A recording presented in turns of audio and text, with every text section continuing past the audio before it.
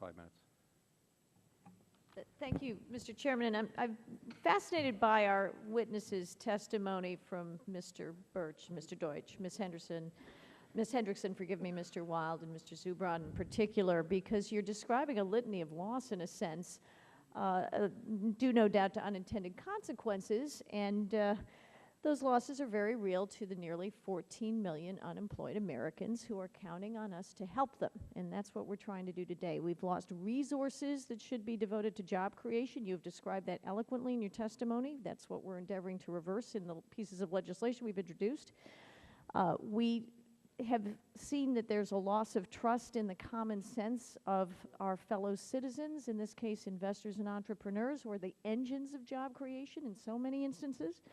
And this represents a loss for all Americans as working capital is kept out of the marketplace due to regulation-induced stasis. Or worse, working capital is migrating out of the United States market entirely, and I think it's important for everybody listening to remember those things.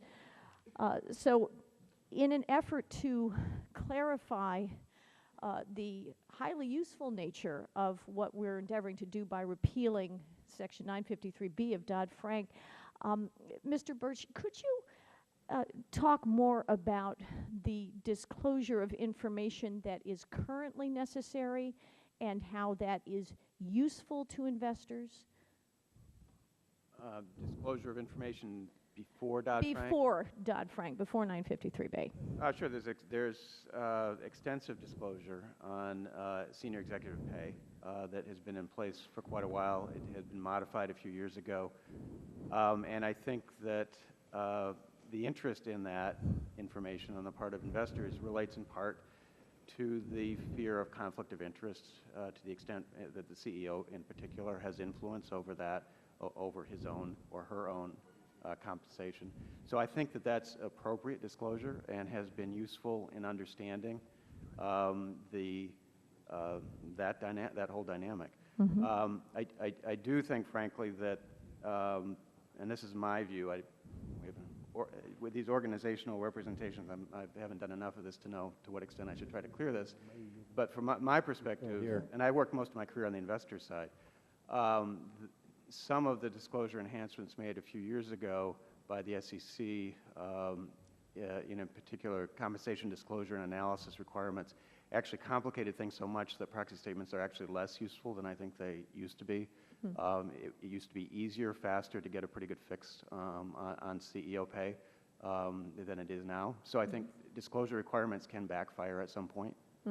So I think they're legitimate, but I think you want to make them as smart as possible. The phrase that always comes to my mind when I think about so many of the regulations we talk about that have been promulgated in Dodd-Frank, among other things, is more heat than light is generated by these things. Speaking of light, compensation disclosure requirements, you've just described, Mr. Birch, that perhaps, in fact, we've asked for too much information, so to speak, even before Dodd-Frank. You alluded to a survey among investors, I believe it was, that described their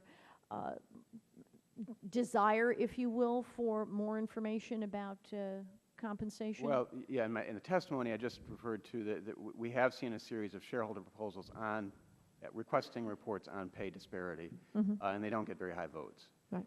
So that's an indication that shareholders generally don't express a lot of interest, as opposed to, for example, the say on pay.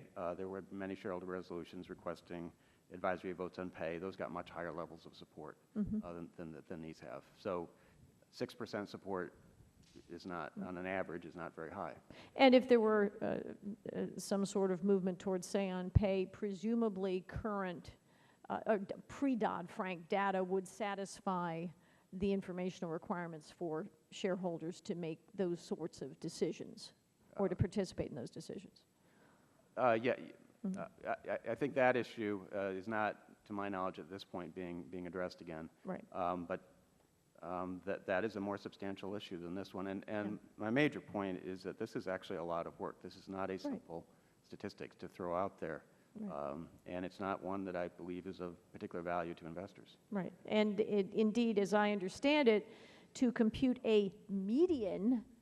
I mean, as I understand it, the problems exist on several levels. To identify the population of workers to whom this regulation would actually apply, if we wanted to start the process of data collection, there are all sorts of complications in identifying then what pieces of data would actually be applicable, how they would fit into a computation, and then the fact that they would have to be computed for every single employee so as to identify a median. That's correct. Am I correct? A median is a lot different than an average to calculate.